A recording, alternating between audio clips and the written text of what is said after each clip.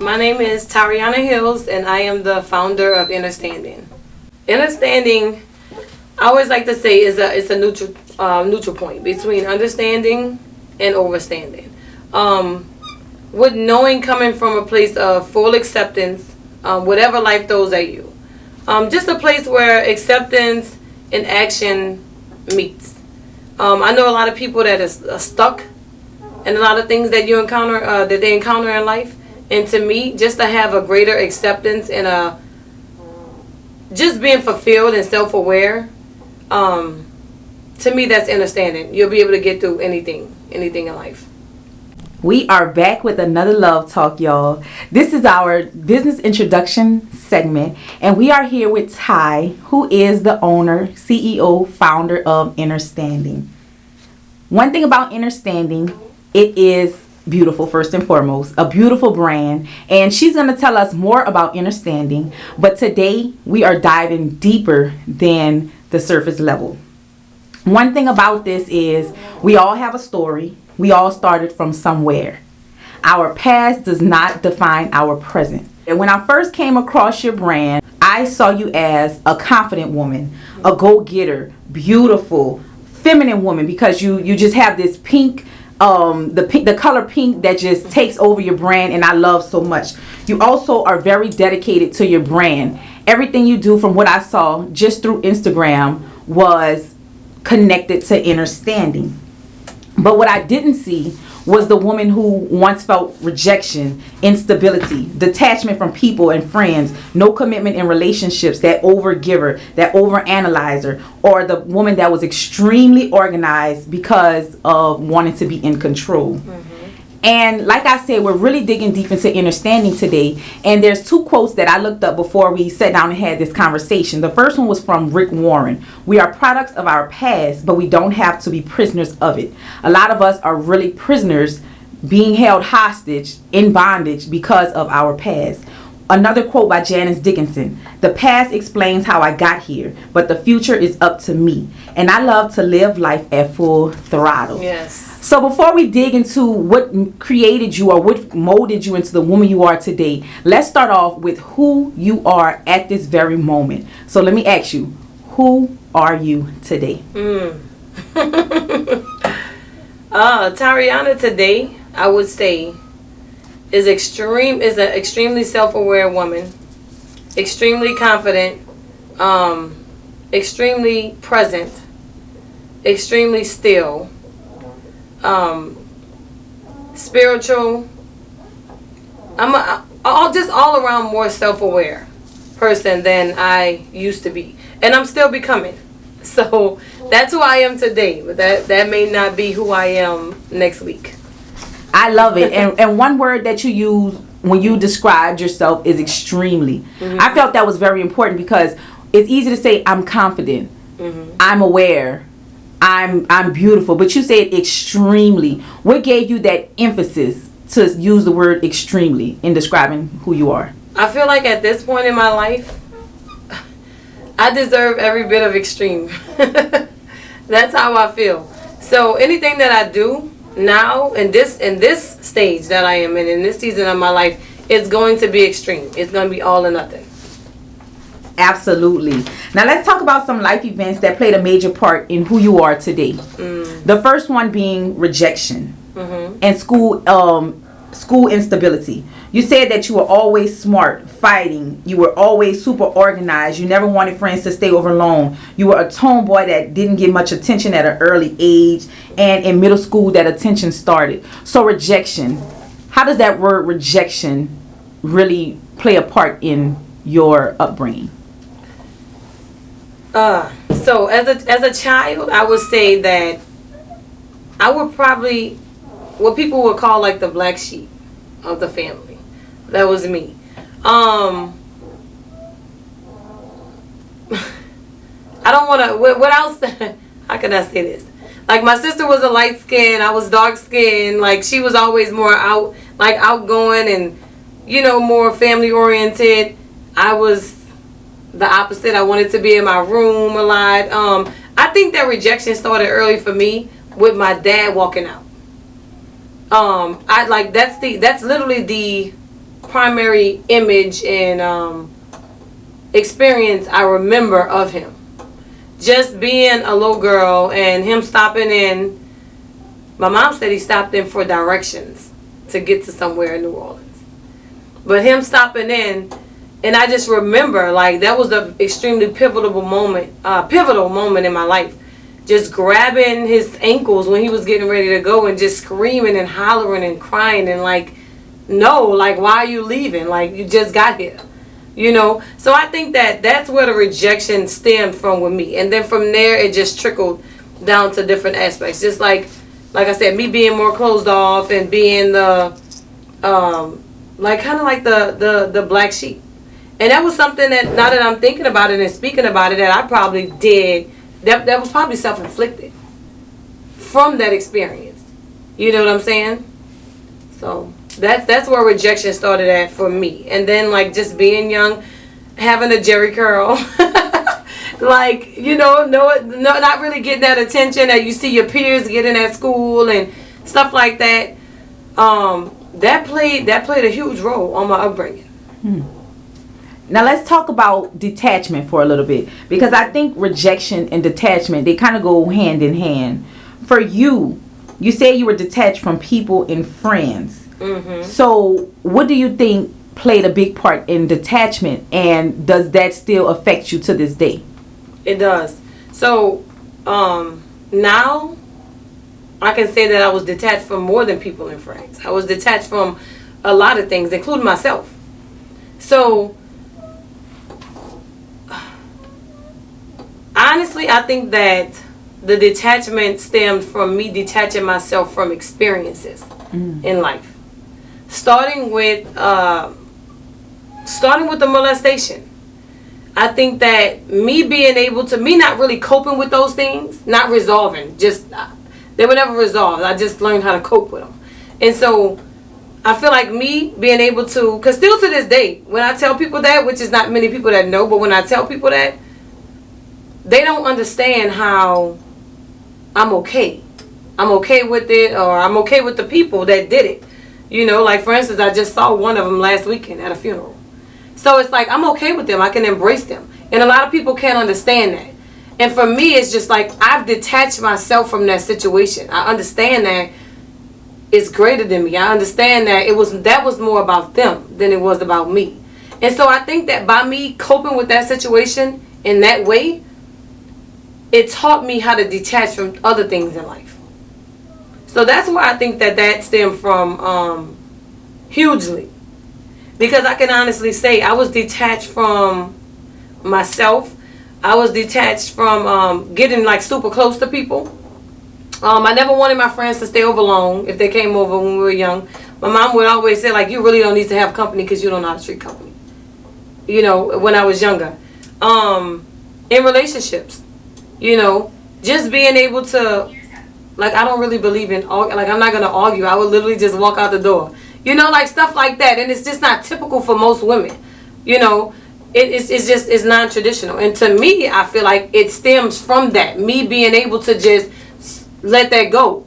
And it still does affect me now, because I can easily just walk away from circumstances and people. And that's not always good. Because sometimes those people and those circumstances are there to teach you something. And if you're so quick to walk away from them, then you miss the whole lesson. You know? Yeah, absolutely. But I want to go back to the detachment part, because you said many people don't understand how you're able to be around someone who molested you or different situations. Is that a good thing that you're able to detach like that? And are you really healing or healed, or do you just throw it away and just not think about it, bury it? Right. And so I think that's where it gets tricky, because to me, I feel like it's an amazing thing that I'm able to. I don't feel like I need to impute justice on them. I don't feel like that's my job. Like, I watch life happen to them. You know what I'm saying? And so I don't know. To answer your question, it's like, it's amazing and it's great for me that I'm able to disassociate with those things and not hold that unforgiveness in my heart. But the question still lies. Are you really healed? You know, I can talk about it. It really, honestly, truly doesn't bother me. But who's to say it won't 5-10 years from now? You know, so I guess that's a question that only time will be able to tell. Mm-hmm. But as of now, it doesn't bother me at all, because I literally watch life happen to these people, and life is gonna do them more justice than I could ever have done. So for the people or the women out there who may have dealt with what you have dealt with, mm-hmm. and they are letting it hold them down, keep them in bondage, not allowing them to break free, what are some words of encouragement that you can offer to those people? You gotta let it go. You have to let it go. And I know that it may sound cliche, but it's for you. Like, it's literally for you. A lot of times, no lie, one of the men, because it was two different family members that molested me, but one of the men, I honestly don't even think that he remembers, or either he don't think I remember. I don't know. But he embraced me as if nothing happened. You know what I'm saying? So it's like, you kind of have to understand that stuff is living rent-free in your life. And my pastor said in his book, like, when you hold on to that unforgiveness, it's like you're paying rent or mortgage in two different places. In one of the places you're not staying in. You see what I'm saying? So you have to let one of them go. That unforgiveness is too expensive. It really is. Like, it will literally kill you. You will not be able to move forward with your life. And who ultimately is struggling from that? You know what I mean? Yes. So, understanding. When I hear you speak, I really hear understanding coming out. Mm-hmm. Understanding, pain into purpose. Yes. I always say I always had understanding, but I never knew, I guess, what to call it until now. You know, so I mean, it's just full acceptance, man. Like, we're not really in control. And the moment that we really grasp that, I think that we'll be able to move forward a lot more happily. Absolutely. Now, I kind of want to pause a little bit and jump back to understanding the brand. Mm-hmm. Understanding is not just clothing. Mm-mm. Understanding is literally a brand that you have taken your pain and created it into purpose. Let's talk a little bit more about understanding the brand. Mm-hmm. So, you're coming up on 1 year. Congratulations. Yes, thank you. Congratulations. And I really am really intentional about this conversation because you've been speaking to your audience, telling them, what understanding is. But I really want them to get a better understanding of where understanding came from. Because in my opinion, people buy from a person because of the person. Mm-hmm. There's 1,000 people they can buy from or they can connect with, but they connect with you. Today, right. We want to give them a deeper insight of understanding, turning your pain into purpose. So just give your audience, my audience, everybody that's going to listen to this, just tell them a little bit more about understanding. Understanding, what catapulted understanding was the death of my fiance. It was just a time in my life where, like I said, I couldn't, just regular acceptance and just moving forward was not enough for me. Just understanding that, okay, he got into an accident, car flip. It wasn't enough for me. I felt like I had so many unanswered questions, and I had to move forward with that. So I had to really sit with myself and really gain insight of what just happened, what I was sitting in, and where I wanted to go with it. And so that's when understanding what came about in a text message. With two of my closest friends, it was a group text message. And they still, like, they can't understand everything they just can't understand how I am. How I can keep pushing forward and stuff like that. But I feel like once you gain an acceptance and awareness of yourself in life, and that's what the brand is founded off. Self-awareness, just a growth mindset, and just full acceptance of anything. It's not just a fatality, but anything. I know that happened for a reason. I feel like God literally saved me from myself in that situation. You know what I'm saying? For him to be the only fatality in a car with my kids and my nieces in it. You know what I'm saying? So I just have a greater understanding. And I understand that we are not in control. So for me, I just feel like that is the brand. The brand is just about a person having full acceptance gaining full acceptance, whatever they need to do to gain full acceptance, and to just always be seeking personal development to be able to take on any challenges that life throw at them. Absolutely. Now let's backtrack a little bit. Let's go back to the woman before, the extremely confident woman, the extremely self-aware woman. Let's go back to the woman who had no commitment in relationships. Yeah. Who was that woman? That was big. That was big. She was careless. Nothing really mattered to me at that time. Like, well, before understanding. It didn't like it didn't I didn't really feel like I needed to. It ties in with the detachment. Any little thing that I felt like was not going my way or I didn't like, it was like, okay, you gotta go. You know, like that's how I operated. That's what I was used to. And it's everything ties in, honestly. It's not just the detachment, it's the instability. In childhood, it's moving state to state. Like, we were never like just in one place. You know, it's living with different family members. Like, I'm used to maneuvering. I'm used to pivoting. I'm used to, and in ways it was a great thing, but in stuff like relationships, it's not, because then you go to treating people as if they're disposable. You know, and that's not good. But that woman, I feel like, was careless. She felt like people in relationships, anything that did not fit her agenda at the time, was disposable. Like a lack of patience with anything that did not fit my criteria. You know, just reckless. Like, that's what I would say. Let's talk about overgiving. How did that affect you? I've always been an overgiver since a child. And I think that stemmed from me not wanting people to feel how I felt as a child. I've always gravitated towards like the underdogs. Even now still. Like, when I'm looking for a videographer or a photographer, if I'm looking for people that is not really popular. I'm looking for people that may only have a couple hundred or a couple thousand followers, but they're consistent. They're hungry. Like, that's what I go for. I feel like I'm always rooting for the underdogs because I was the underdog. And I still am, to an extent. You know what I'm saying? So I think that is something that turned into overgiving. Like, I always want people to feel appreciated. I want people to feel loved. I want people to feel like they hold value.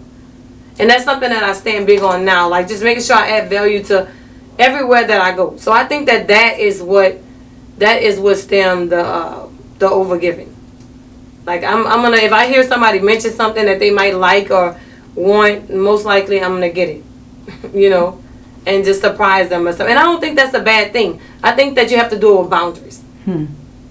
So important. Boundaries are definitely so important. And let's talk more about you being an overanalyzer. How did that affect you? Oh my God, like it affects any other woman.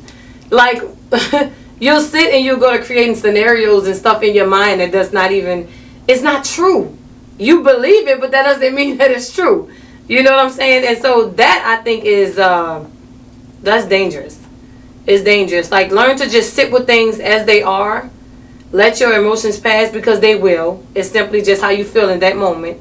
And then, you know, look at the facts afterwards.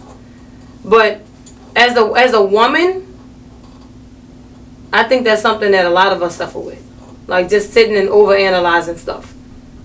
You know what? I'm gonna take that back, because it's probably more so on women, but it's not. It's genderless. It's men too. We do that a lot. Just sitting and just, you know, playing out whole scenarios and creating problems that hasn't even occurred yet. You know? Yeah. Now, what about this control thing you mentioned? You said that you are extremely organized. So how does that tie into you wanting to be in control?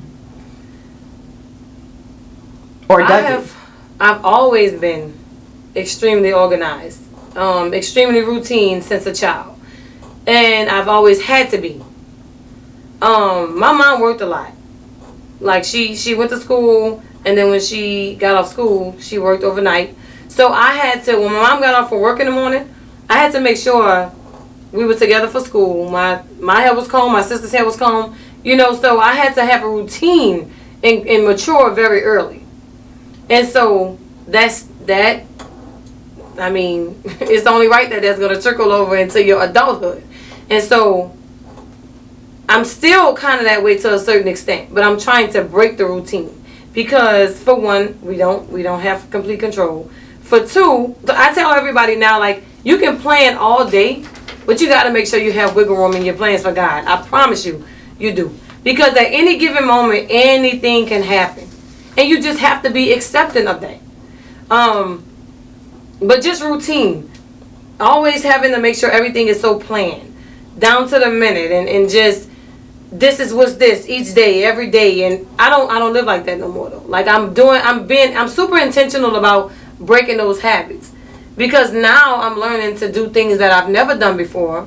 I'm learning that, okay, it's okay if I'm 10 minutes late to the restaurant. You know? Like I'm learning those things and it actually feels good. It's I don't know. That's a part of the undoing that I told you about with the whole feminism and things like that. Because that stems into control. You feel like you have control and we don't. We don't. And then that controlism stems into all the relationships that you have. Whether it's with your kids, your parents, your friends, your relationships. And men, for sure, definitely don't like that. You know, when you feel like you are the head honcho and you have to be in control of everything. So that's just a whole complete undoing that has to happen. Absolutely. And I'm really excited because we're kind of going down the timeline of you know, from back then to the woman you are now. We talked about the rejection, the instability, the detachment from people and friends, or even from yourself. The no commitment that you had in relationships, you being an overgiver, an overanalyzer, and then the control aspect. I kind of want us to kind of walk into the woman you are now. You even mentioned how you were unable to receive compliments easily. Due to the molestation, you didn't have any sexual attachment, and you would cut people off because of detachment. So and now you say that you are extremely confident, you are extremely aware, and you are extremely spiritual, and that's just to name a few of what you mentioned. So let's talk about the compliments thing, because as a woman, and this all ties into the brand Understanding.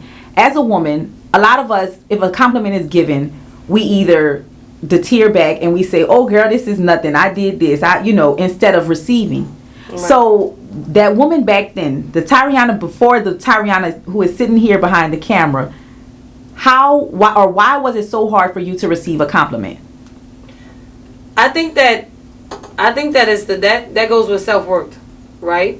I'm not gonna say, because I don't feel like I've ever had self-esteem issues, but why do we have to deflect when someone gives us a compliment? Why do we have to tell them if they compliment your dress and you're just like, oh girl, this was nothing, like this was $10, this was from Walmart, or like why instead of just saying thank you? You know what I mean? I don't know. I can't say exactly where that's stemming from, but I can say that I feel like that is a sense of self-worth. Your worthiness. Do you feel like you deserve it at the end of the day? You know, now when first of all, I'm intentional, extremely intentional now about giving compliments to other women. And then when they give me a compliment, I'm going to make sure I give one back. Because there's always something nice that you can say about someone, you know, and just little things. It just makes people feel extremely good. Now I love getting compliments. Like whether it's from a friend or a stranger or companion or whatever, I love getting it now. I'm more receptive of them now. But back then, I just feel like it's a sense of self-worth. Like you feeling like, do you deserve it? And also, speaking of compliments and us being women, at one point in time, you were a tomboy. And you said at an early age, you didn't get that attention. Now, you are walking in your feminine energy. So tell us a little bit about that journey. Yes. When I was younger, I would literally put like...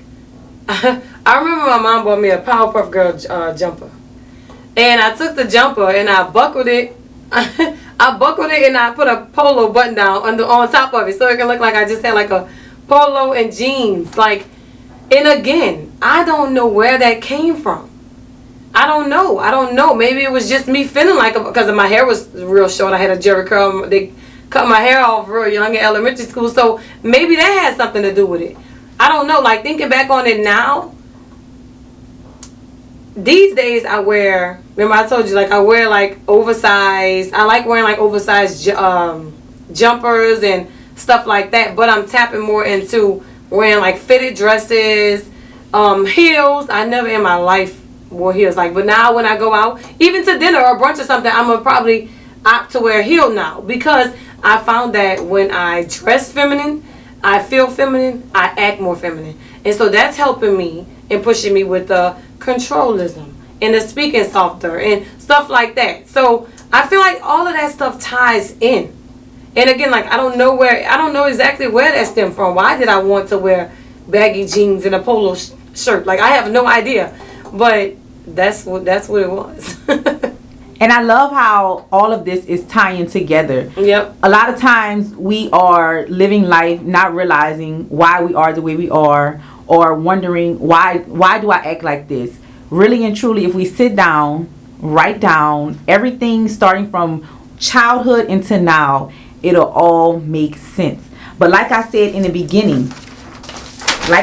very beginning, we are products of our past, but we don't have to be prisoners of it. And I love how you were intentional about writing down, mapping out everything as to why you are the way you are, and you turned it into a purpose.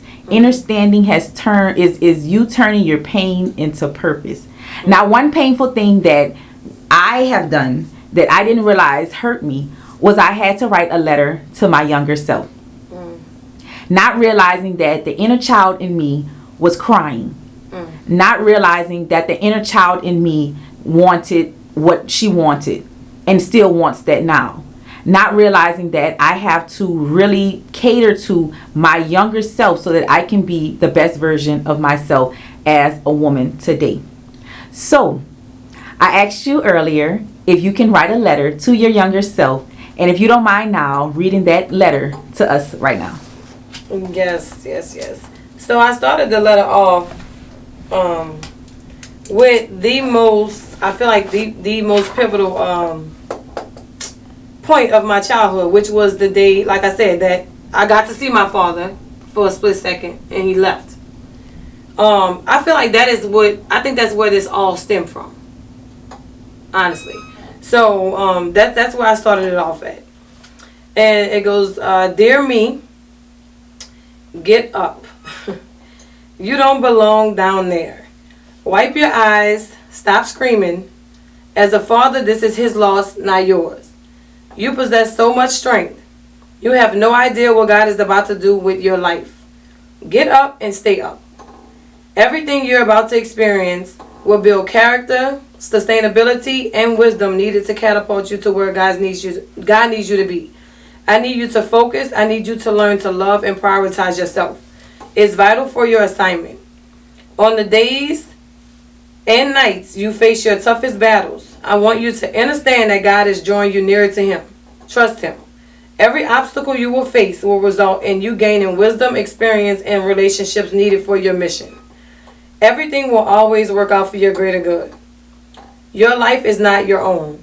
Your experiences will be used to impact millions. I need you to learn to value stillness. That is where you will be most innovative and creative. I need you to be present, to be receptive, to be obedient, and to just be you. Love you." Yes. So let me ask you, how did that make you feel? It felt good. It felt amazing. And I can literally see like myself as a child, as if I was just standing over her talking to her. So, yeah. So healing is a journey. Healing is not a destination.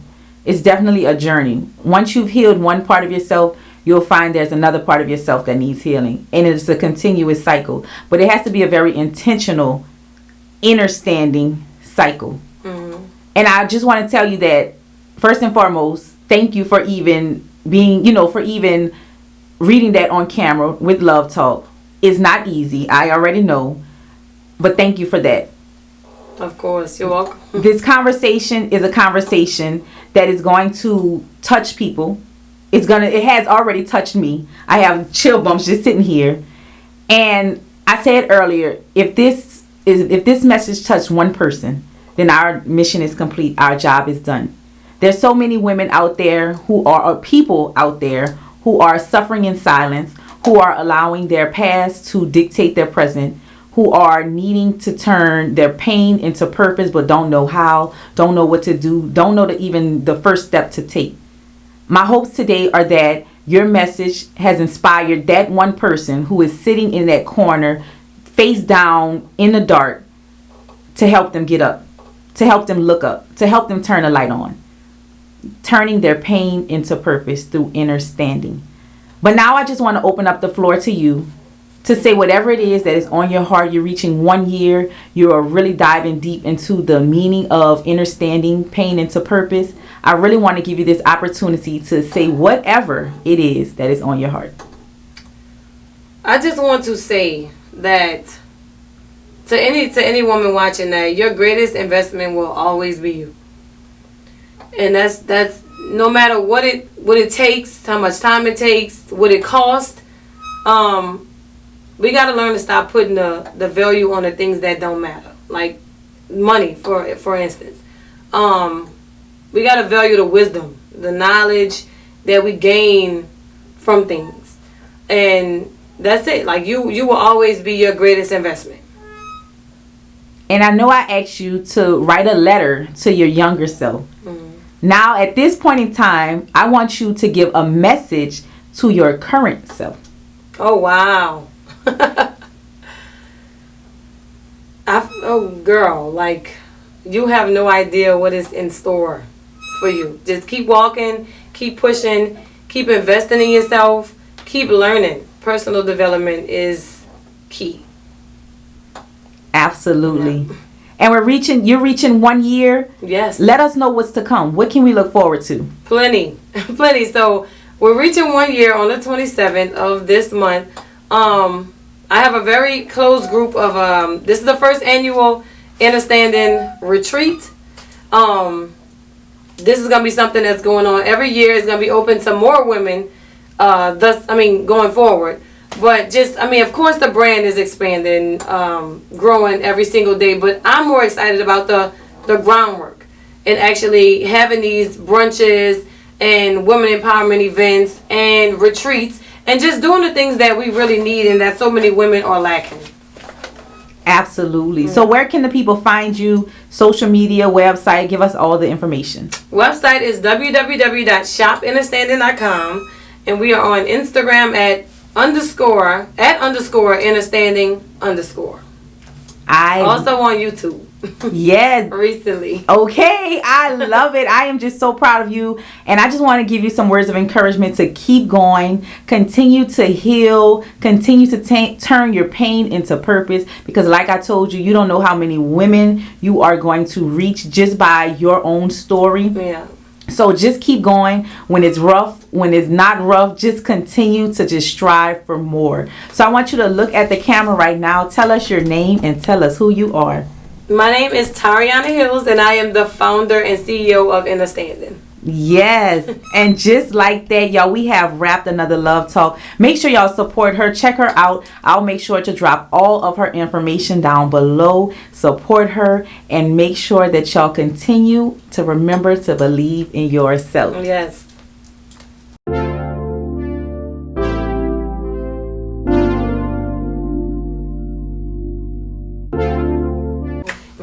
That was amazing. I'm so proud of you. Thank you so much. And by you seeing those men mean that you have already forgiven them. Mm-hmm. You know, and you can live like free and not worried about the past and what has happened, because honestly, it's not our call to say, okay, this person did this to me. Mm-hmm. I need to do this. It's really up to God. And It was really it's not about you and what happened. You was just someone used in that at that time. And God, allowed that, unfortunately, to happen, but fortunately for a reason. For a reason. For you to become the woman you are today. Yeah. So that was so amazing. I enjoyed it. Thank you. That was good. That was really good. And I feel like, I don't know. See, that's what we're talking about. We just talked about that. Like, I feel like I could have, No, don't overthink it. Yeah, it was good. It was good. Yeah. It flowed. You was relaxed. You made sense. Like, everything was really, really good. Awesome, awesome. Thank you. I appreciate that. Yes, of course. Girl. Yeah. How long has it been since your fiance? passed? So I launched on the 1 year anniversary. Okay. So it's about to be 2 years on my 1 year anniversary. Wow. Wow. And do you do Yeah. therapy and stuff too? No, as well? so my kids are in therapy. Mhm. I'm not in therapy. I tried. Mhm. But I think I don't think she was a therapist for me. Gotcha, Honestly, yeah, it was that like makes like a younger white lady. Because she wasn't really relatable. Gotcha. Like, Yeah. And she that's wasn't so really important. related. It is. What- It is. It is, Yeah. and I think I have so much support. Mhm. Like that's another thing. Like I really am an open book. I talk to my friends and I'll talk to a stranger. It doesn't matter. I'm an open book, and so I think Yes. because by me having that support, then it was a lot better for me. Like I feel like they're almost my therapy. Makes sense. Gotcha. You know, Yeah. now for people I feel like that don't have no support or don't want to talk to their friends and stuff like that, I feel like it's vital. You need a therapist. Yeah. But like I had friends that was literally come knock on my window like open the door, I'm coming in here. Oh wow. And be in A good pajamas support like system. yeah, like be in That's pajamas amazing. and come and like get in the bed and sleep at my house when all this happens. Yeah. Wow. You know? Yeah. Yeah. That's a so blessing. It That's a is. blessing to It have. Yeah. is. It is. Definitely. This was really good. This was really good. This was good. Yeah, Awesome, do you feel like awesome. you tapped into everything? Was there No. more you wanted to talk about? I don't think I don't feel like I did, but I feel like it was good. But Uh-huh. I feel like You want to go deeper?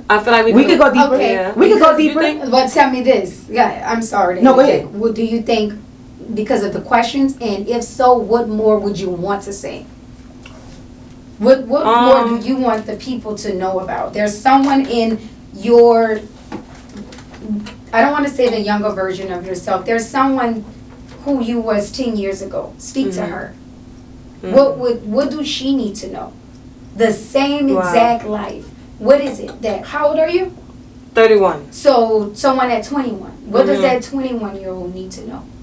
Wow. In the same life, speak to her. And that is what we need to pull out in order for you to dig deeper. Right. You're going to need to hear that. So, Mm. yeah, that's, I believe. We rolling. Oh, you are. A great journalist. Wow. Wow, wow. Yeah. That was good. That was so good. I'm glad you asked me that because at 21 I was a new mom. Not really new, but I mean I had a toddler, Mm-hmm. and that was a whole experience in itself. Like just dealing with most people don't even know that my daughter was not my fiance's biological child. And reason being is because we never did like step or anything. Like we never did that. But that, like even dealing with just that relationship, I feel like that was probably the next most pivotal thing next to my dad leaving. Because man, I always say I was so grateful. I'm so grateful that I was young and dumb and not an old fool. I always say that. But man, that was a lot. Like dealing with that. And again, that's where controlism stemmed from as well. Because I had to be the breadwinner in that situation. And it's no shade. But I had to be the breadwinner in that situation. I had to pay like all the bills. I mean, it was and be a new mother. Like I'm working in the French quarters, literally till 2-3 o'clock in the morning. You know, my daughter was sometimes staying for like a week by her grandmother's house because I had to go right back to work the next day. You know, so just I feel like that relationship and being unstable emotionally then really, really trickled down to every other relationship I had from there. Like even with dealing with certain insecurities and like cheating and stuff like that. You know, just being so young and dealing with that type of stuff. It like after that situation I was on all 10 toes. It was like nobody could get nothing past me. You know, so again, controlism. You know, now you bringing that into another relationship when this person had nothing to do with that. You know what I'm saying? So that's something that I still kind of like I'm battling with. Like I had to have a conversation with my friends and tell them like, listen, if you feel me being controlling or anything like that, please let me know, because I've been like this for so long now at this point to where I may not even know that this is affecting you. You know? So I tell them like, just stop and be like, hey, like you're doing it again. You know, like just let me know. I need to be held accountable. Because at this point, like I've been doing it too long. Like I don't know. I don't realize. Now I am more sensitive to it because it's been an ongoing process with my healing. But before, no. Like before, I mean, I would literally talk to my friends as if they was my children. And not talking down on them, but just like, I have no right to tell this person what they should do or what's the best route that they should take. You know what I mean? But I would do that because of that controlism. You know, so now I make it my duty. I'm super intentional about just listening. Like, really just listening. I think that is the biggest thing for me now. Even if I don't agree with what this person is saying, just listening. You know, because just because you grasp it like that in the beginning and that's how you perceive it, if you might let them talk for another 5 minutes, you might see that that's not even what they mean. You know what I'm saying? So I think that's a major thing. Man, I don't know. Like, I gained so much insight now from when I was 21. I mean, just with finances, with relationships, my spirituality. Cause I allow people to believe in whatever they want to believe in. That doesn't matter to me. I just want people to understand that your life is not your own. You don't have total control. Like, there is a higher power. Like, we didn't create this. You know what I'm saying? So, yeah, that's that. I would say that's the biggest thing from when I was 21, dealing with that. I'm a different person in my friendships. I show up differently to my relationships. I show up differently to the world.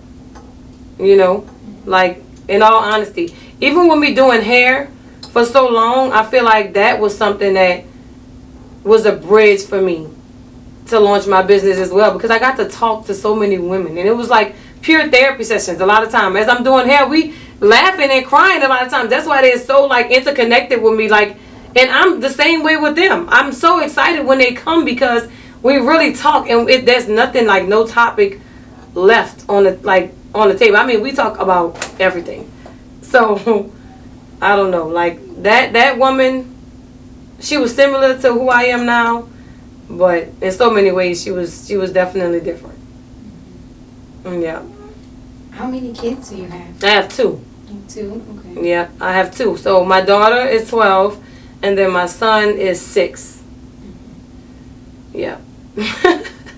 So that's a whole different thing. I never thought I was having any kids. Why? I never thought just being detached. Like, I never wanted kids. Yeah. When I had my kids, I was not connected to my kids. I understand, and that's so real. I was not. When I had my daughter, no lie, like, I can talk about this now because I know, and I have a friend that's extremely connected to her children, and I think that it made me really tap into, like, wow. Like, when I see how she is with her kids, it's like, damn, it brought it out even more. Like, when I had my daughter, I remember the nurse asking me, like, do you want to hold her? First of all, the nurse shouldn't have to ask me, do I want to hold her?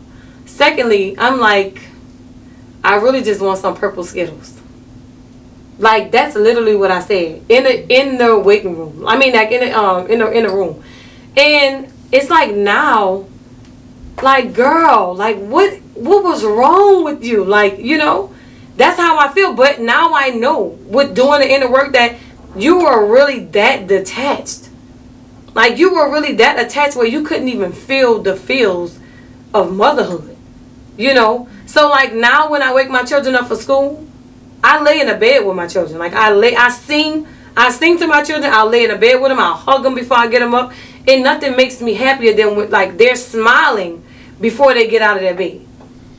You know what I'm saying? And it makes the world of a difference than just like, come on, get up, it's time for school. It makes the world of a difference. Who wants to be waking up like that? You know, and it's like they matter. Their feelings matter. It makes it, and I saw that. I saw when my son was having, like, notes and problems in school, to now.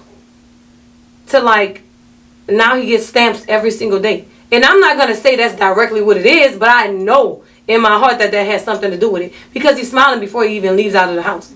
You know what I'm saying? So in the same with my daughter, like, she's I think that she's more closed off. She doesn't like pictures, none of that. Like, but that could have a lot to do with me being detached and closed off. She went through a lot with me. You know what I'm saying? So now it's like when I try to grab her and hug her, I get like a little one arm. And I got to give her time. You know, I got to give her time to understand that. But Yeah, man, it was crazy. So now with me doing the work that I'm doing, and with my business, and personally, because like I said, while I'm working on understanding is working on me. Like, that's a fact. I don't want nobody to ever get it twisted and think that I haven't figured out. No, it's working on me just as well as I'm working on it. Like, I am intentional about taking everyone on this healing journey with me. That's what this is about. I don't have it figured out. I still watch the Stormy Wellingtons, the Les Browns, the Natasha. Like, I watch these people all the time because I still need to be poured into. I still need the uplifting, So, I don't know, like, but that woman then was not nowhere near. She was nowhere near. So I'm excited to even see me at 35 and 40. Because I know she's going to be something serious. Like, seriously. Yeah. That's amazing. Man. Yeah.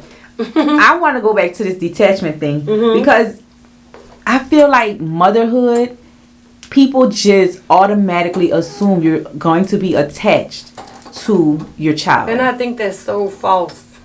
I'm not the only one that I've heard say this before. Like, first of all, I have a very non-traditional way of thinking about a lot of things. And I've been hearing this since a child. And I've always, like, I never felt like I fit in. I always felt like I was different. And now I'm seeing why. Like, just my views on a lot of different things. That, for instance, like motherhood. I know a lot of women that says they're detached from, and even if they don't say it, you see a lot of women that are detached from their children. So I think it takes for us to admit it and really admit what we're feeling. Admit that you need a break. Admit that you literally are on edge. Admit that you really want some alone time for maybe a week or two. There's nothing wrong with that. I don't think that there's anything wrong with that. And another thing is, like, just people don't value solitude. I think that, I don't know what it is. But to me, man, God reveals so much stuff to me in stillness and in solitude that is insane. But that's countercultural because most of us believe that you always have to be with somebody, always have company, always be in a relationship. And that's not the case. You have so much noise all the time. It's like, how could you hear from God or yourself? In that case, if you always have something going on or someone around you, but with the children, I feel like, especially with us having children like so young, we got to be honest. We got to start being honest about this type of stuff. Like, we have to be honest about it. I'm the first one to tell you, like, I need my breaks. Like, my children go by their grandmothers on the weekend. Like, it's been like that because I need them 2 out of 7 days. When they come back, I can be my best self for them. But I know one thing. Monday, Tuesday, Wednesday, Thursday, Friday, Saturday, like every week, some point you're going to snap. That's just what it is. Like, at some point you're going to snap. And I just feel like that. I believe that wholeheartedly. It's just me being honest. Now I know how to manage it and deal with it better. I will say that.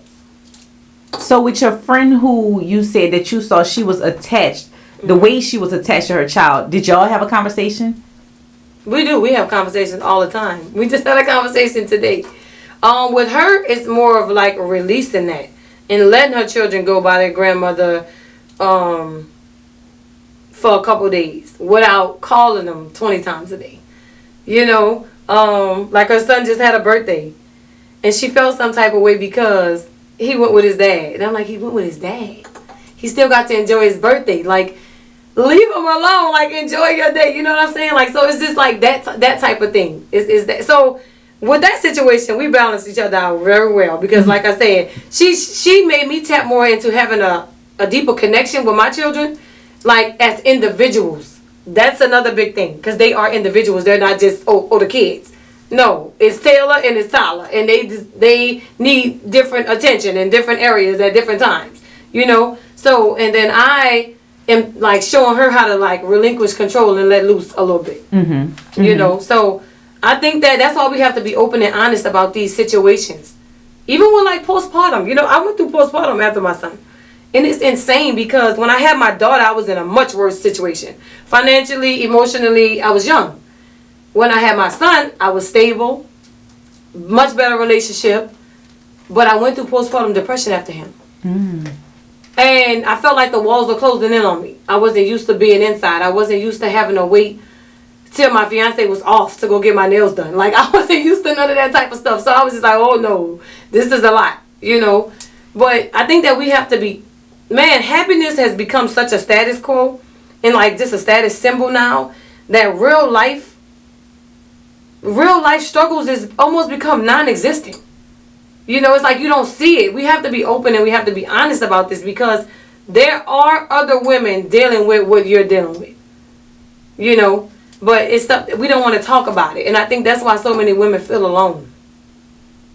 So Paris, do you see, being that you're not a mother yet, do you see other mothers not as attached to their kids, or what do you see? I see other mothers attached because the look of it. What I'm seeing, what's portrayed. And I'm not saying that they don't love their kids at all, but I'm seeing the super mom and but when I speak to them, it's a totally different story. Yeah. Yeah. Because everyone needs a break. No, I'm not a mother, but I need a break. Right. Sometimes I need a break from this, and this is my baby. Classy Closet is my baby, but I can't always be here. I have to pour into Paris as a person, not just a business owner. Right. You know, so I can understand needing that. And that's a human being 24/7 and pouring into yourself and wanting that balance and just trying to figure everything out. So I don't see it necessarily, but I have had conversations. And, you know, you would not know. You would not know because the way it's like accessorized and this and that. But when you really talk to them, they talk about postpartum. And I talk to my nieces, so I'm a great aunt. But my nieces, at times, I watch their kids because I know they need a break. Yeah. They're in their early 20s. Some are in school, some are working full-time jobs. But you need a break. Yes. Yeah. You know, like, you really need a break. And you're in school, you're working, you need a break. And it's okay. Yes, it's okay. I'm just taking things in from when I know my time will come. You know, and not being afraid to voice, hey, I need a break. Yeah. Seriously. It's not what you say, it's how you say it. But I need a break. Right. Seriously. No, I understand. Yeah. So I commend you on just even that, growing through that space. And isn't it something she said at 21 she had her child and she was not in that position, but now she's in a much better position when she had Tyler. Yeah. And now look how the flip of it. It's crazy. You know, it's the emotions of it because I believe then you were more so in survival mode. I was and I was gonna say that I was in survival mode. I couldn't afford to sit and be depressed. Exactly. I had to get back to work. And you knew that. Yes. And you and it's what we do is how we turn it on. How that happens. Twice. Yeah. And it's like how we can go into our head and instantly click. Be like, okay, my baby need diapers and this and that. I have to do it. But then, you probably was experiencing postpartum, but couldn't sit with it. Yeah, because you didn't have the time. You feel as if I gotta get it. I'm a mother now, and just being able to sit with it and go through it. That's for other women. Yeah, because we need to hear that. We would not know a lot of things about people just by looking at them. But you're so beautiful. I looked at your Instagram. You have your business going, everything. Thank you. You can't even imagine that you've been through that, which is a good thing. You don't look like what you've been through. Right. But I love that you're voicing it and letting people know it's really on the inside. I did the inner work. And God is just radiating it on the outside with my beauty and everything else, because that's what draws people into you. But your story is what's going to keep us there. Right. Your story is it's what intrigues me about you, to know more about you, to even sit here and answer questions. Right. You know, your story. So you're doing a phenomenal job. I pray that you just keep this going. I would like to connect with you more, and anything that I can do to assist and help, I would love to. Definitely. Thank you. You're very welcome. Thank you. Yes. Yeah. It's the chill ball. I got it. No, serious, because I love the divine, Yes. genuine connections. I love Yeah. this connection that was built Yeah. just here. And just understanding. Yeah. Yeah. Excuse my French, but this shit is powerful. Yeah. Exactly. Yeah. Because once we get to the point of really understanding, we can realize why we do certain things. Yes. Yeah. Why was I mean to that girl? She never did me anything. Anything. Why was I mean to that guy? Like, Yeah. I'm really putting a story in my head based on something that, thinking that he did, but it's really my past trauma Yeah. that I have not healed Oh my from. God. So I am doing that to my current situations. Like, no, heal so you don't have to bleed on people who didn't hurt you. Yes. Who, Yes. who did yes, nothing yes. to you, who just have pure intentions and want to love you. Heal. I That's ask myself so those important. questions all the time now. Yeah. All the time. Like, why? What is the why? Why did you lash out? Why do you feel this way? You know, why did you do that? Like, I ask myself those questions now. You really got to get deep down into the why. Like, just, and it doesn't have to be relational. Like, even with my son just cutting his hair off. And my son been asking to cut his hair off for over a year now. And I would not let him cut his hair. And I had to ask myself, like, why are you not letting him cut his hair? And I'm like, that is the most selfish, that is his hair. Like, that is literally his hair. What emotional attachment do you have to his hair? And I had to sit with that. Why? Because his hair was exactly like his father's hair. Wow. Yes. So now, go let him cut his hair. Yeah. You're attached to his hair. Yeah. He's not attached to his hair. Woo. Wow. You know? Wow. That's Yeah. amazing. Yeah, that was big for me. Like, he just cut it like 2 weeks ago. Wow. Yeah, I'm like, really? Like, you really And got to ask yourself those questions. I'm sorry. His father is the one that passed away Yeah. in an accident. Yeah. Yep. Yeah. And then I everything understand that. was like, so it's like, Yeah. so it's like, okay, you know, and I still have his father's hair. Yeah. I went the day before the funeral to do his hair. Okay. And I have his hair from where they had to cut open. It was coming out as I'm braiding it. So I have his hair in a container at home. So I'm like, to me, that's like, it's an emotional attachment that you don't even realize you have. Let's just talk about the fact that you showed up to do his hair. Yeah, the day before the funeral. Yeah, because Although, yes, you do hair, but to have muster up that courage, that Yeah. strength. yeah, that's what I'm saying. Like, I really, Wow. That's a like, whole- I've always been this way, but I just never put a name to it until now. And it is really true. It's truly, really true understanding. Like, I have no other way to put it. Like, other than, you know, because everybody kept saying, like, you really about to know you're not going to be. They all came in there with me like they thought I wasn't going to, you know. And I'm like, no, y'all can. So he had braids, or he had what style did he wear prior to passing? He wore a lot of, like, plaits and, like, 2-strand twists. Okay. And so his favorite was the 2-strand twist. Yeah. So I went and had everything. I had everything. I had like his cologne, everything. I'm like, listen, he never left the house without cologne. So I need to spray this cologne on him. Yeah. Like, I told the lady everything. Like, and I'm just, you know, just combing his hair. But they had to cut across his head when they did the, you know, the Surgery. autopsy. Oh. So a lot of that hair was coming out. Yeah. And so I took that hair and kept it with me. And so, you know, to me that was like, why is it that they're two different people. They're two different people. He does not want his hair. You know, you cannot make this child keep this hair. Yeah. You know, and then I went to reading up on it, and it was telling you about how much hair holds like emotional ties and energy. I was like, wow. Yeah, it was crazy. It was a whole thing. Like, it was a whole thing. But all that, even still, is just a part of this healing journey. Yeah. It's a part of it. It's like you got to relinquish that. Yeah. You got to relinquish all that control. Yes, you do. Yeah.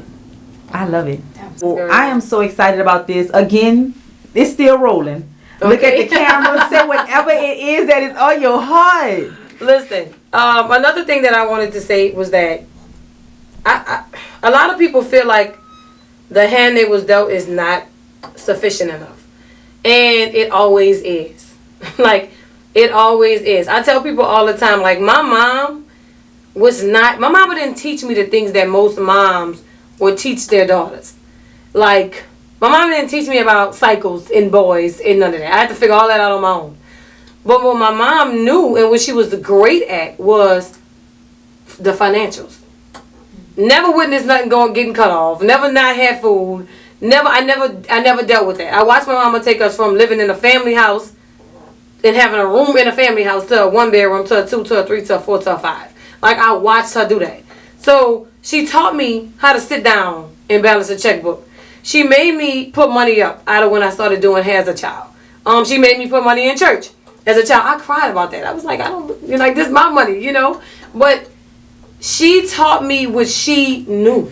She taught me and she gave me what she was able to. And I always say, to me, that was so much more important than her teaching me about boys. I figured that out on my own. You know, it was so much. I'm just grateful that she did give me that with the financials and how to balance the checkbook, how to balance money, how to survive. I'm grateful for that. So don't ever think that your hand is insufficient. You know, you just got to take the hand that you have, make the best of it, literally, and keep pushing. Yes. And one question before we wrap. One thing I said in doing Katrina stories, because I'm doing people's Katrina stories, I said in my own Katrina story that I no longer want to survive. I'm ready to live. Yes. So let me ask you, are you living? I'm living. I'm living, and I'm just scratching the surface. Literally. Yes. Literally. I love it. Who were you when you were molested? The molestations, I really honestly couldn't tell you how old I was at the first time. The second time, I was like a preteen. I feel like I kind of detached from that. Like, I don't know exactly how old I was. I was a kid the first time. Literally a kid. That guy, that's why I say, man, God is so amazing. I didn't have to do, like, somebody literally walked up to his door, knocked on his door. When he opened the door, they shot him in the face. Oh, he died. The first one. Wow. There's no such thing as revenge. I don't need to revenge nothing. And that didn't make me happy. It just simply showed me that there's nothing I can do. Life is going to life. Life is going to life. You're going to get whatever you dish out full circle. That was the first guy. The second one, I was like a preteen. And I remember getting up and going into the bathroom and just sliding down the wall as if it was something on the movie and literally in tears and just like, why? Like, again? You know, like, just like, God, really? Like, again? You know, I remember that day like it was nothing. But, again, life is going to life. I see this person still alive, but no stability. Was on drugs. Like, I don't have to, it's not my place to have to do none of that. That's going to eat them way more than it's going to eat me. You know, I don't know what kind of emotions and feelings and dealings they deal with and they feel when they see me. You don't know. You know, you don't know what them people dealing with or battling with. You don't know if they are the same person they was when they committed that act. You just don't know. I have so much grace and forgiveness for people, bro, because I know that I need it. I'm asking for it now. I'm asking for it now with my brand. I'm not perfect. I've never been perfect. I'm still learning. But how can I sit here and have a brand called Understanding and not be able to extend forgiveness to people for whatever reason? You know what's crazy? It did not really bother me that much until I found out that one of the people did it to my sister as well. I think that makes me so emotional. That is what really got to me. Me is me. I can deal with this. I can, you know. But when I found out that he also did it to my sister, I was like, wow. You know, I feel like, damn, like I couldn't take the lick for like, you know what I'm saying? Like, that's just how I felt. And I know, like I said, that's a part of her journey as well. But that's just me being the big sister, and just like I know what it did and what type of impact it had on me. Like, you know, and where was I when he did it to her? You know, it's like all those questions go to playing in your mind. Do you feel that it made you promiscuous? Did you ever become promiscuous? I did. So, you know what? I'm not going to say promiscuous. I'm going to say that I started being sexual at a young age. Gotcha. Way younger than I should have. But I'm not going to say promiscuous because honestly, to me, and I'm just being transparent, y'all, I really never enjoyed sex until now. In real life. I have been having sex since a young age. And I had my first child without even ever having felt an orgasm. Like, it was nothing. It was always overrated to me. Until, it was just something that you just do. because that's just what you do. You know what I'm saying? But until now, and when I say now, I mean recent. Yeah. I mean in months to come. Like, it's just, now it's something that I feel like now, I think that has a lot to do with me tapping more into who I am and becoming more self-aware and being more like, it's more pleasurable to me now that I know who I am. Mm-hmm. Before then, it was just me more so doing it for another person. You know? Mm-hmm. And I don't know, I think that is psychotic to me on a certain level. Like, it almost seems like a mental issue. Like, you're not the only one who feel like that. I know. It's like, man, it's crazy. That's a whole different ball game now. But yeah, it did. Like, so I started having sex early, so earlier than I definitely should have. So that could have definitely played a part in that. Yeah. Yep. I understand. And what about your child's first father? Where is he? Mm-hmm. Oh, he's alive. Okay. So He's alive. I'll say that. He's alive. He's alive. I didn't realize how much that situation impacted me until now. Mm-hmm. Like, until now. Now I really see. Man, it's... My fiance passing, that had to happen. That had to happen. I almost feel like it was almost a sacrifice. Mm. No lie. It had to happen. Like, God literally saved me from myself. Literally. I'm telling you. Mean? Yes. What does that mean? It was no way. If I would have continued down the road and the path and the habits, day to day that I was on, it wasn't fulfilling. It wasn't fulfilling. It wasn't truly who I was as a person. I wasn't living in my truth at all. I can say that. Like, I wasn't living in my truth at all. I've always had the same characteristics. I've always been a good person. I've always had values and, morals. But I can say that I was doing things that was not in alignment with my assignment at all. Mm-hmm. No. Wow. Yeah. In real life. Literally. And it took for that person, because that was literally an amazing man. It took for that to happen for me to really, really see and grow fonder of life and value life, value experiences, like value people. That really had to happen. His assignment was complete. Mine is not yet. So, yep. Wow. That's deep. That's deep. The more we talk, to deep. Yeah, I know. Wow. Wow. I don't cut the camera. I'm basking in it. I'm basking in this whole transition. I'm basking in this entire transition, y'all, because I know that this is only the beginning. It really is. I know for a fact that this is only the beginning. So I'm gonna continue to do the work. I'm gonna continue to take y'all on this healing journey with me, and we will see. The thing about me is I'm not tied to no particular outcome. I'm not. And I learned that from the situation that I just dealt with. Like, I'm going to do what I have to do. And I'm going to continue to do my personal development. I'm going to continue to learn, to love on people. But I'm not tied to a particular outcome. And I feel like that just broadens and opens so many gates and doors for me. Because there's no limits. There's no particular place that I'm trying to go with understanding. I'm going to go, and I'm going to go, and I'm going to go, and I'm going to go. And that's the bottom line. I love it. Yes, girl. I love it. I think this was amazing. Yeah. Again, love the brand. Understanding is definitely a brand that helps, for me personally, helps me with my development of really tapping into understanding, especially after this conversation. Right. It makes me really want to go dive deeper into my own self. Right. So remember to believe in yourself. Yes.